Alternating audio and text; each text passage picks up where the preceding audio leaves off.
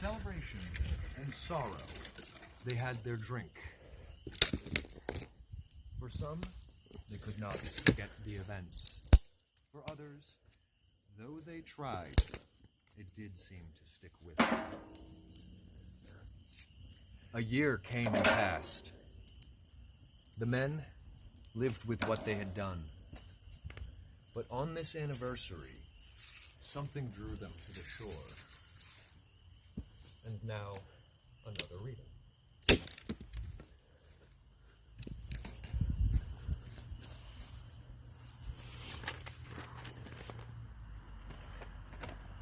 Not bigger than a star, it seems.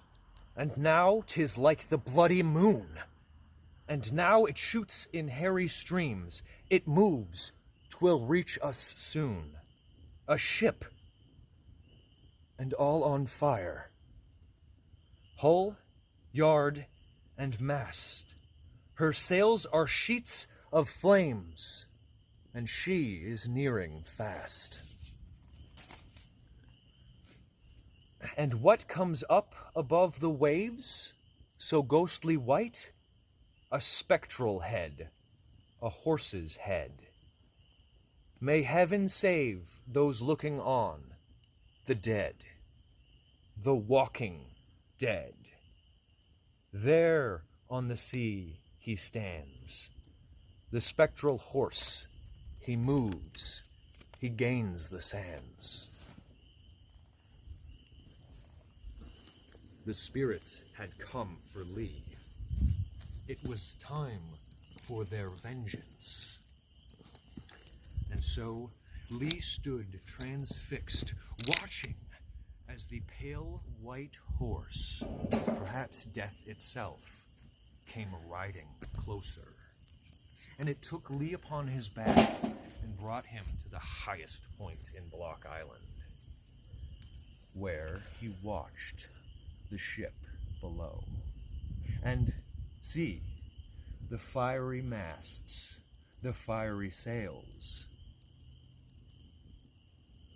and the figure standing on the deck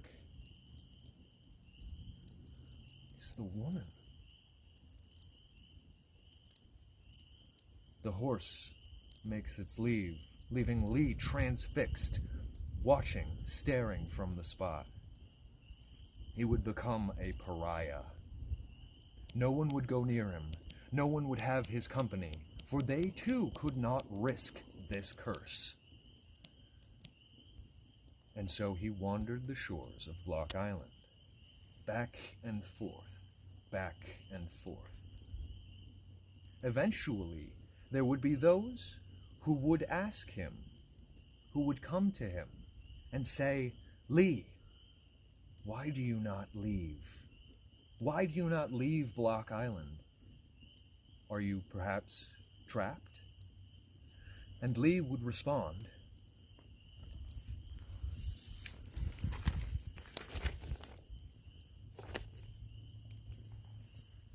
they ask him why he wanders so, from day to day, the uneven strand. I wish that I might go, but I would go by land. And there is no way that I can find. I've tried all day and night. He looked seaward and sighed.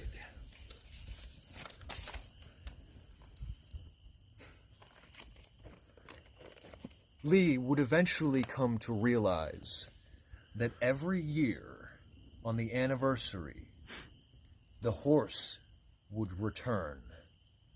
And instead of leaving him at that spot, overlooking the hill on the top, it would bring him closer and closer and closer to the sea, toward the ship. And eventually, Lee found that he could not get off at all. And he was transfixed, the rider upon the pale horse. His vengeance would be had. another reading.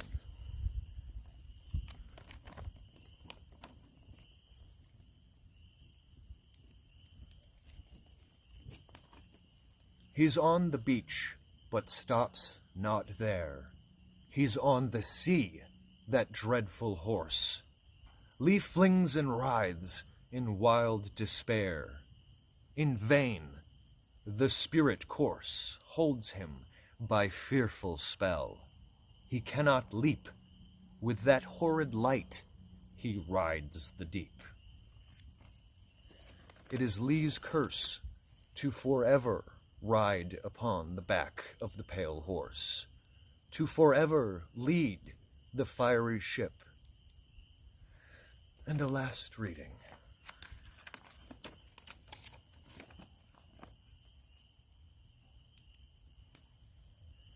It lights the sea around their track, the curling comb and steel dark wave, and there sits Lee, the spectre's back, gone, gone, and none to save.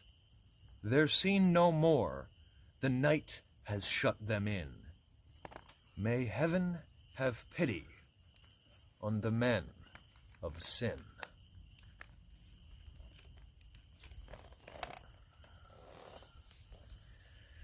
Lee took it upon himself to enact the spirit's vengeance upon him. That house in Litchfield, we know not what brings the spirits to them. But if you go asking for trouble, trouble is certain to find you. And that is what happened to Lee the Buccaneer. Now tomorrow, you may have to watch out. There is a nor'easter coming, and though we may seem to be far from Block Island here, it is said that sometimes, in gusts of wind and spray of sea foam, you can make out that pale horse with a desperate man on his back. And you, my friends, I assure you, do not wish to join him. Thank you, everyone, for joining us for the second night of Seaside Shadows Spooky Story Time. I am Andrew. We will be doing this every Sunday, and we look forward for you guys to join us. Thank you very much. Happy haunts and many spooky adventures for all of you.